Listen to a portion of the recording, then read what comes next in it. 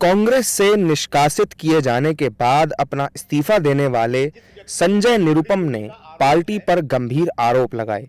उन्होंने कहा कि कांग्रेस में 5 अलग-अलग पावर सेंटर हैं। सोनिया, राहुल, प्रियंका गांधी, नए अध्यक्ष मल्लिकार्जुन खड़गे और केसी वेणुगोपाल। कांग्रेस में वैचारिक द्वंद्व चल रहा है। दिन रात कांग्रेस पार्टी इस समय एकदम से संरचनात्मक ढंग से देखा जाए तो बिखरी हुई पार्टी, वैचारिक तौर पर तो दिशाहीन है, ऐसा कई लोगों ने कई बार कहा, कांग्रेस पार्टी के लोगों ने ही कहा, लेकिन संरचनात्मक तौर पर एक पूरी तरह से बिखरी हुई पार्टी है। पहले कांग्रेस में एक पावर सेंटर हुआ करता था और उसका एक कॉकस होता था, उसके एक कोटरी होते थे, दरबारी होते थे और उसके खिलाफ बाकी लोग लड़ते रहते थे या संघर्ष करते रहते थे। इस समय कांग्रेस पार्टी में 5 पावर सेंटर्स हैं। आप चौंक जाएंगे सुनकर के, लेकिन ये सब हमने अनुभव किया हुआ है। अब पूछेंगे 5 पावर सेंटर कौन कौन से हैं, और पांचों के अपने कॉकस है, पांचों की अपनी लॉबी है और पांचों की जो लॉबी है वो आपस में टकराती रहती है, एक दूसरे को मारने में लगी रहती है। और उसमें बहुत सारे लोग, हमारे जैसे लोग जो किसी भी लॉबी का कोई बाहरी हिस्सा नहीं है, वो अक्सर तकलीफ में रहते हैं। और मैं अकेला नहीं, ऐसे लाखों लोग हैं कांग्रेस पार्टी से जुड़े। तो जो 5 पावर सेंटर है उसमें सबसे पहले तो परमादरणीय सोनिया गांधी जी का एक पावर सेंटर है, उनके आसपास के लोग हैं। दूसरे आदरणीय राहुल गांधी जी का भी एक अपना पावर सेंटर है, उनके आसपास भी एक कोटरी है जो अपनी दुकान चलाता रहता है। फिर बहन जी की भी एक अपनी कोटरी है, वो अपने ढंग से एक्सर्ट करती रहती हैं, अपना पावर एक्सर्ट करती रहती हैं।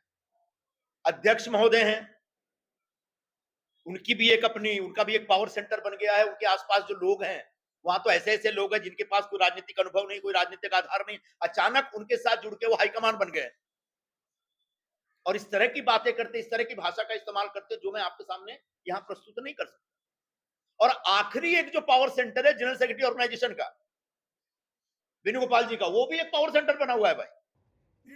संजय निरुपम ने कहा कि कांग्रेस पार्टी पर वामपंथियों का प्रभाव बढ़ता जा रहा है, इसीलिए वो रामलला की प्राण प्रतिष्ठा के निमंत्रण को ठुकराने वाली इकलौती पार्टी थी।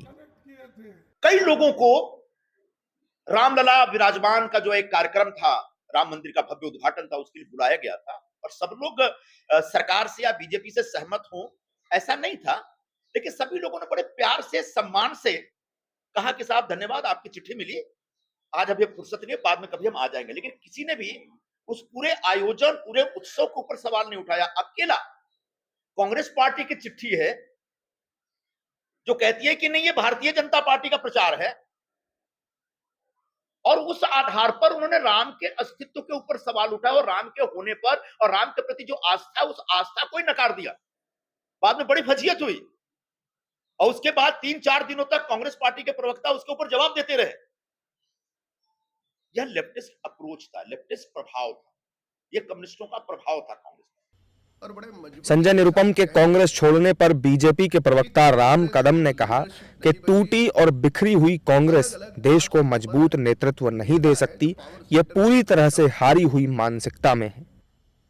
जो ये बिखरी हुई कांग्रेस है, अंदर से पूरी टूट चुकी हुई कांग्रेस है, क्या ये देश के प्रधानमंत्री के रूप में इनका कोई नेता विकल्प बन सकता है?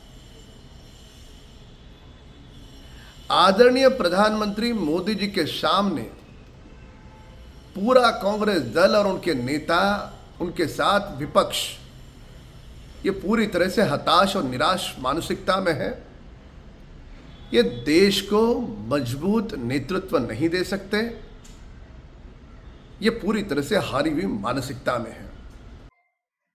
दूसरी तरफ शिवसेना शिंदे गुट के नेता कृष्णा हेगड़े का कहना है कि अगर संजय निरुपम शिवसेना में आते हैं तो मैं उनका जरूर विरोध करूंगा। जब संजय निरुपम मुंबई कांग्रेस में थे तब 3 मुंबई कांग्रेस के विधायक राजन सिंह, रमेश सिंह ठाकुर और मैं पार्टी छोड़ के निकल गए। अगर संजय निरुपम शिवसेना में प्रवेश करते हैं तो मेरा जरूर विरोध रहेगा।